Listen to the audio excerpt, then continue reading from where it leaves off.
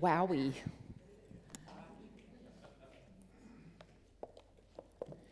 Okay, well, I'm a mess already, so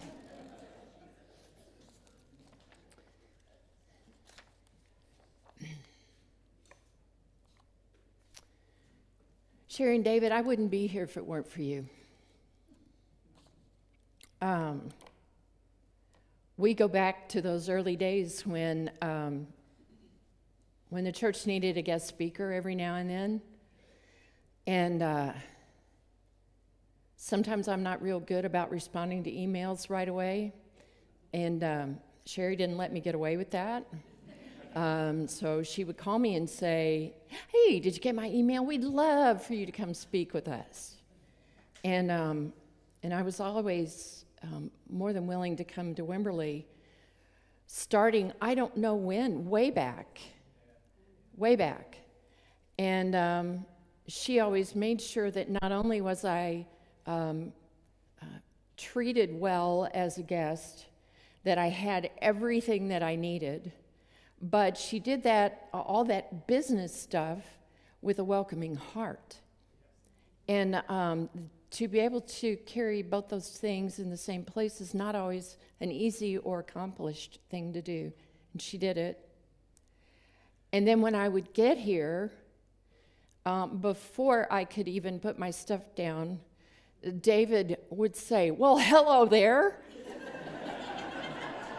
Did I get that pretty well? Did I?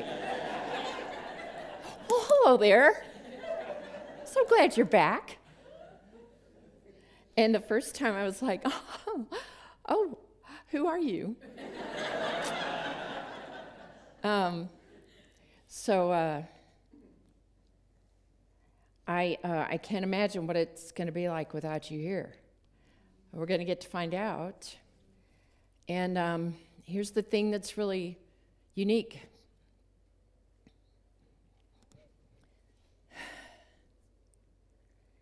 If you're really good at what you do, if you're really authentic about what you do, then you're empowering other people around you to be their very best as well. And you've left that legacy with us. You showed us what that looks like.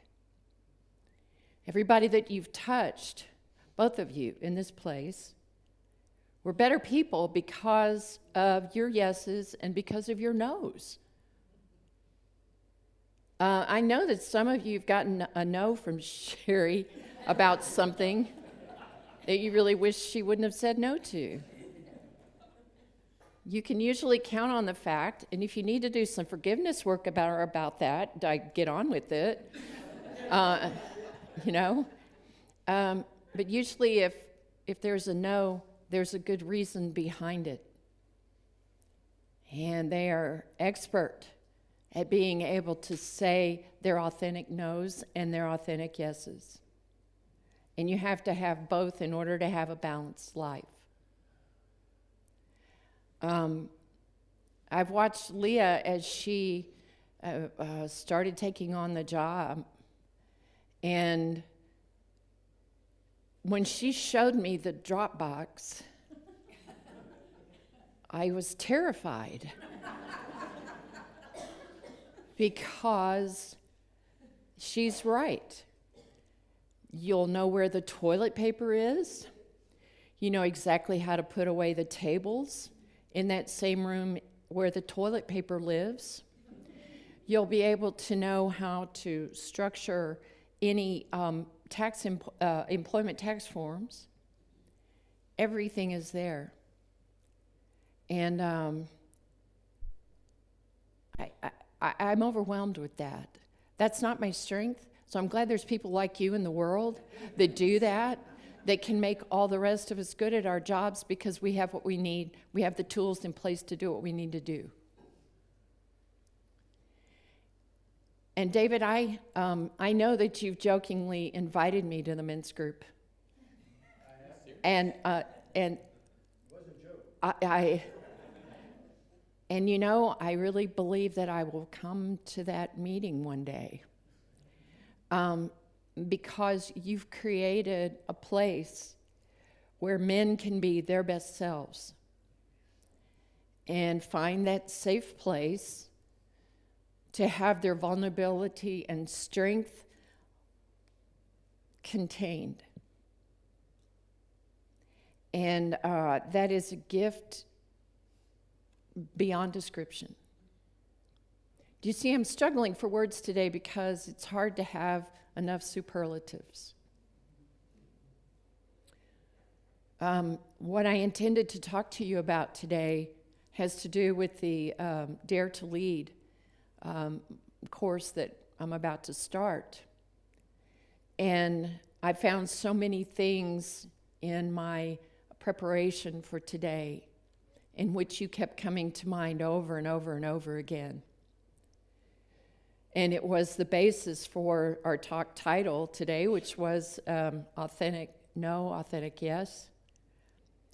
One of the things that Brene Brown teaches is to have an inventory called braving. And braving has 7 elements: boundaries, reliability, accountability, a vault, which is that safe container where confidences are kept, integrity, non-judgment, and generosity. You are braving. You are braving. You are all those things.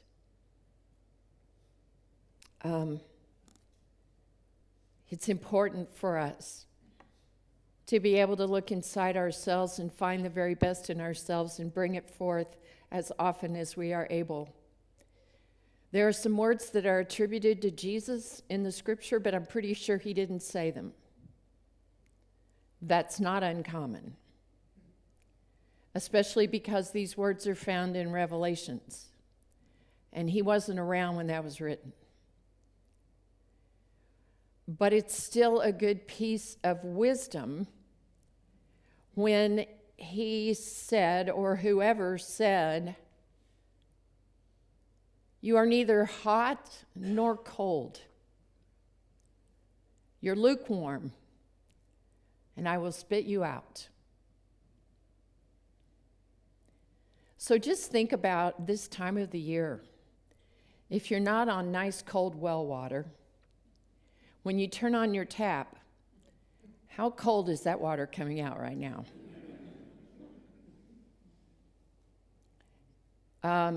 And so, luckily a lot of us have dispensers from our refrigerators that dispense cold water, or we'll use ice if we want cold water, because that lukewarm water that comes out is not exactly as refreshing as we'd like it to be.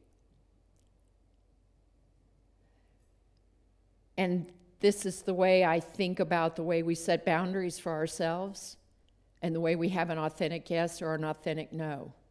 If you don't have those things, then you're lukewarm. Do you want to have a lukewarm life? Nobody wants a lukewarm life. How boring is that? A lukewarm is like tepid. Ugh. That's good for baby baths. But to be a yes or a no gives you strength. To be able to say, this doesn't work for me. This doesn't work for me in this particular relationship. This doesn't work for me on my calendar. This doesn't work for me because I don't want to. This doesn't work for me because I don't have the skills for it. This doesn't work for me because I have other plans. This doesn't work for me without explanation. That's the best kind of no. And somebody told me this morning that no is a complete sentence.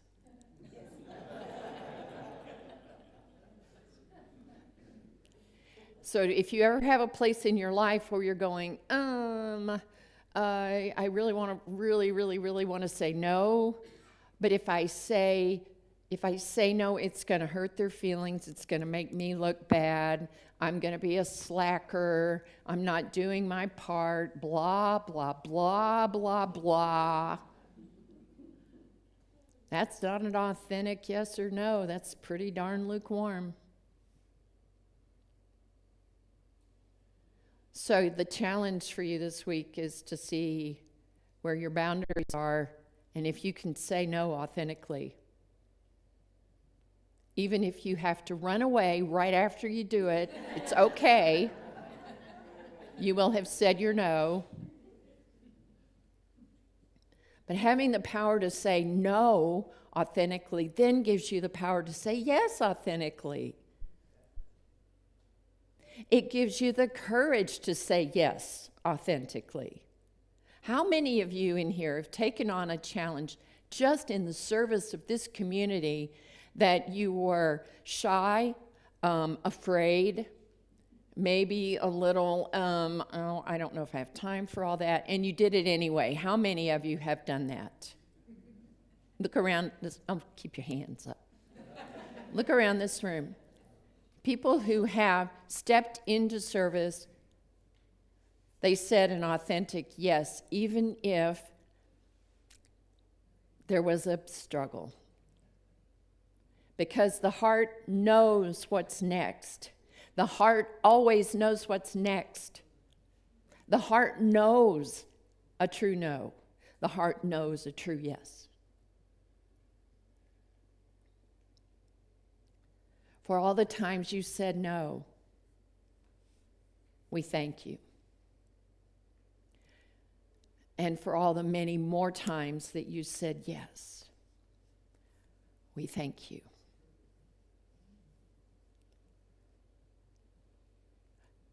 Are you really sure? Are you positive? Good answer. And you know that's the only reason that I can feel any joy at all about you leaving, is because I know that it's an authentic yes, that you're going where your heart calls you. And right now, Wichita sounds pretty nice compared to what we're having here. Talk to you again in January. Yep, it sure will. I remember those 2 years of ministerial school in Kansas City. Yeah, didn't think I was ever going to get warm. Lived in the South for way too long. So I know that you're going because your heart calls you and you're saying yes. And do you know what? I'm not going to share the details, but I also know that because they said yes, their way was made clear. The way was made clear to assist them, to support them, to augment them in their journey, and to let them go free. And so for that, we celebrate you. For that, we are more than thrilled. And thank you for leaving us the tools for us to be in capable hands. Thank you for setting the example, the loving example of what it's like to live in community with others. To live authentically in community with others is a challenge. It's a challenge we're all up to, or else we wouldn't be here. But to go through the difficult times together and the joyful times together and the babies and the weddings and the memorial services and the floods and bugs and everything else. That's why we do this, because this is our family of choice. Thank you for being part of our family for so long. And know that you're not ever not going to be. David told me today he'd be a virtual member. Yeah, I'm all about that. And Kit, sure is nice to be up here with you today. You know, Feels like all those pieces just went like that, like they always do. As we begin our prayer today, my